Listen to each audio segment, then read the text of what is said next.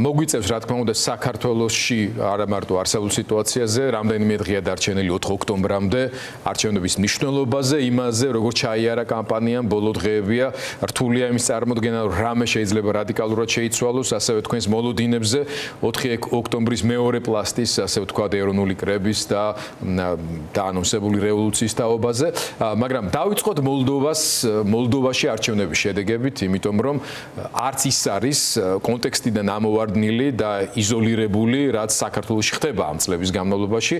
დიდი რუსული თამაშის ნაწილია, თუ აქამდე დასავლეთთან დაპირისპირება რუსეთისთვის, ასე ვთქვათ, ჩამოყალიბებული პროპაგანდისტული სცენარი იყო, ახლა როგორც იქნა დასავლეთმაც ეს მიიღო მოცემულობად.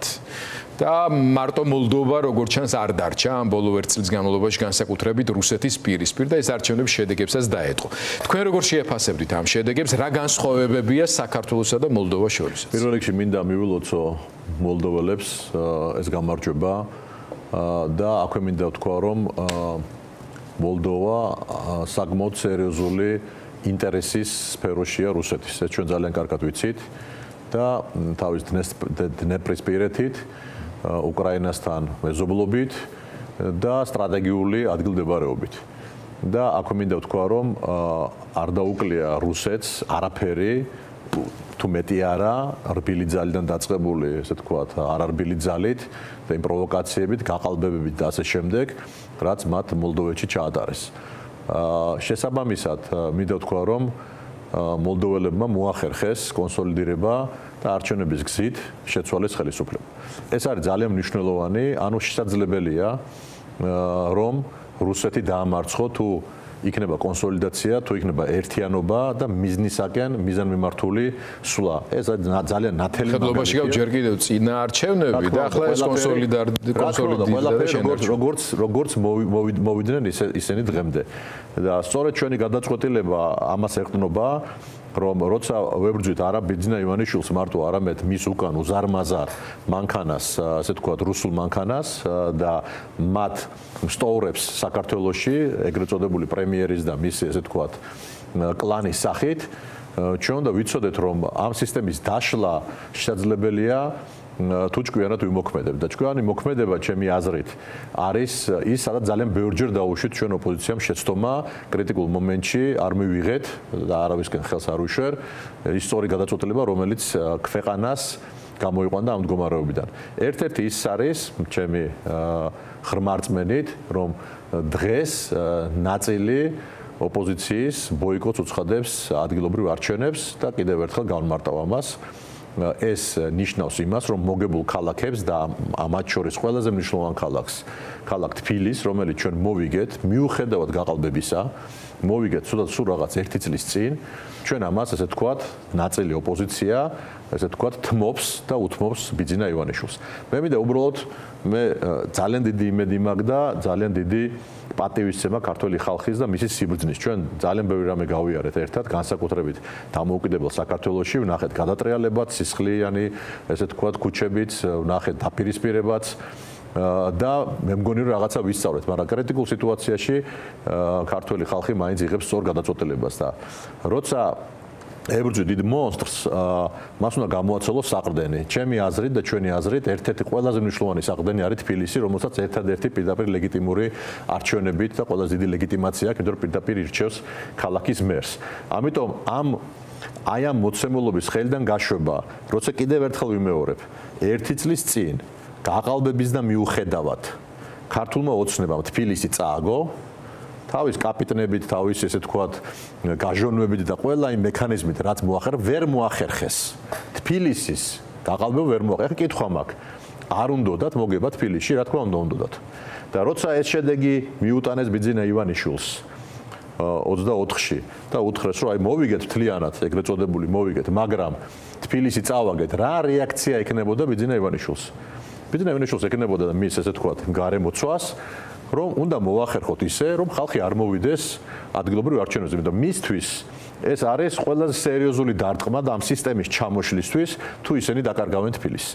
და შესაბამისად დღეს მივიღეთ ის მოცემულობა სამწუხაროდ მე არავისკენ ხელს არ ვიშვერ, არავის ესე თქვა, კიდევ ვიმეორე ჩვენი სტრატეგია თქვენ მგონი ყველამ გაიგო, მედიამაზე და ყველამ რომ არავის არ უპასუხოთ იმ შეურაცხყოფილ განცხადებებზე და მე გავა დრო და მე მგონი ვისაც ცოტა გონება აქვს ისინი მიხვდებიან რომ სერიოზული შეცდომა დაუშვეს აი ამ ბოლო 2-3 თვიან კამპანიაში როგორც იღებდნენ მონაწილეობას, მაგრამ მე ცალკე თემაა დღეს სამწუხაროდ ნაწილი ადამიანებისა თამაშობენ ბიძინა ივანიშვილის თამაში. ეს რას ნიშნავს, რომ არ მიხვიდი არჩევნებზე. ეხლა მე მინდა მეგობრებს უთხრა, ეხლა ისეთი ადამიანები გამოდიან უკვე ამ ბოლო დროს ეთერებში, რომელთაც უკანა წას პოლიტიკური პარტია არც რაღაცა ესე თქვათ, მათი აქტიურობა ჩანდა, დიდი ხანი ესენი დაკარგულები იყვნენ ეთერებში და მოუწოდებენ აი ამ ესე თქვათ ნარატივს, მაგრამ ჩემთვის ყველაზე მთავარი კითხვა არის სახელების და გვარების დასახელებას არ მოგთხოვთ, მაგრამ გულისხმობთ პოლიტიკოსებს, აქტივისტებს, საზოგადოების ზოგი პოლიტიკოსია, ზოგი ის ადამიანია, რომელიც ძალიან აქტიური იყო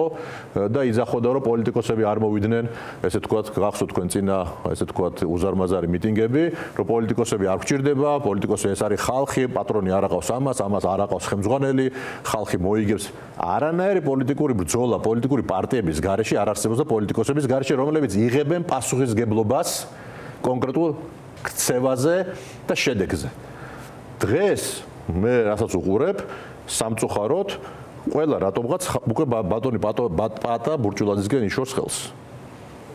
და როცა კითხვა ჟურნალისტების კითხვა რომ აი თქვენ მონაწილეობთ პოლიტიკური პარტიის ლიდერებზე მახლაპარაკი ამ პროცესში არა ჩვენ უბრალოდ დავესწრებით აი ბატონი პატა ატარებს იქ რაღაც ისე თქვა შეხვედრას და 4 საათზე იწყებს და 8 საათზე ამთავრებს მე კიდევ ვიმეორებ არანაირ შეფასებას არ ვაკეთებ უბრალოდ მე ეს გეგმა არ ვიცი რა გეგმა და სადაც გეგმა არ ვიცი მე იქ არ მონაწილეობ და შესაბამისად მინდა გითხრათ რომ ჩვენი პარტიის წევრები ყოველთვის იყვნენ აქციებზე ყოველთვის ეს მე მგონი ცნობილია, მაგრამ იქ სადაც სცენარი არ არის ცნობილი ჩვენთვის და ორგანიზატორები არა ვართ და ინფორმაცია არა გვაქვს.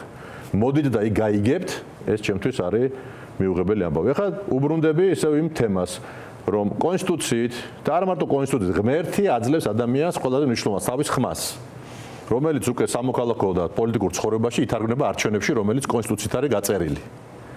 და როცა შენ მოგიწოდებენ რომ ეს ხმა არ გამოიყენო თუნდაც იმიტომ რომ შენი ესე თქვათ პროტესტი გამოხატო ან ბოლო-ბოლო დახიო ბიულეტენი ან არაჩუქო ეს ხმა შენ მოწინააღმდეგეს არ მისვლა არჩევნებზე არის მოწინააღმდეგისთვის ამ შემთხვევაში კალაძისთვის თბილისზე ვისაუბროთ ესე თქვათ საჩუქრის გაკეთება არ მიდიხარ არჩევნებზე კალაძეს აძლევ ერთ ხმას ხო ესე იგი მე მინდა ვთქვა ეს აწყოს ბიძინა ივანიშვილს მის წისკვილზე ასხამ წყალს თუ თლიანად ოპოზიციის ინტერესებშია. მე პირდაპირ მეგონი ხა ნათელია რომ ეს არის ბიძინა ივანიშვილის წისკვილზე დასხმული ესე თქვა წყალი, იმიტომ რომ თუ მოქალაქეები, რომლებმაც მოიგეს ერთი წლის წინათ თბილისის არჩევნები იმ კიდევ ვიმეორებ გაყალბების პირობებში, იმიტომ რომ მართლა ისინი ჯადოქრები კი არ არიან ესე რომ ყველაფერი შეუძლიათ.